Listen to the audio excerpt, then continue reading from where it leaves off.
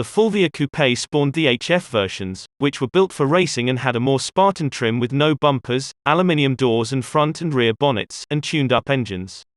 The first HF was equipped with a 1,216cc engine boosted to 88 horsepower and a 4-speed gearbox. It was followed by the 1.3 HF with flared wheel arches and an output of 101 horsepower, with later ones trialing a 5-speed gearbox. In 1969 came the 1.6 HF, nicknamed Fanalone, meaning big headlamps, on account of its oversized headlights. It produced 115 horsepower and 1258 units were built, plus another 20 chassis for the Squadra Corse team. The Fulvia Coupe 1600 HF second series did away with the aluminium parts and was mostly produced in the Lusso version, with a total of 3,690 units produced from 1970 to 1973. The Stratos HF GR.4 collected one victory after another, becoming the ultimate weapon of rally battlefields. This Lancia legend became practically unbeatable in competitions. It won the Monte Carlo Rally 3 times in a row and 2 more titles in the World Rally Constructors' Championship, in 1975 and 1976, and likewise in the European Drivers' Championship, followed by the victory of Sandro Minari in the FIA Rally Drivers' World Cup in 1977. Everything about it was designed for rallies, starting with the hood and boot, made up of 2 lightweight shells that also included their respective mudguards, thus providing fast and large openings which during races offered team mechanics immediate access to the engine and chassis.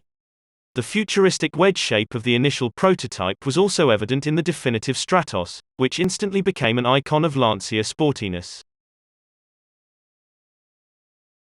Lancia Rally 037 was a mid-engine sports car and rally car built by Lancia in the early 1980s to compete in the FIA Group B World Rally Championship.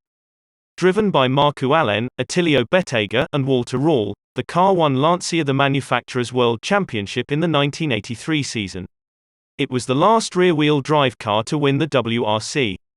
In 1980 Lancia began the development of the 037 to comply with the then new FIA Group B regulations that allowed cars to race with relatively few homologation models being built. As the project name was number 037, this eventually became the name by which the car was known. Abarth, now a part of the Lancia Fiat family, did most of the design work, even incorporating styling cues from some of its famous race cars of the 1950s and 1960s such as a double bubble roofline. The car was developed in collaboration between Pininfarina, Abarth, Dallara and the project manager, engineer Sergio Limone.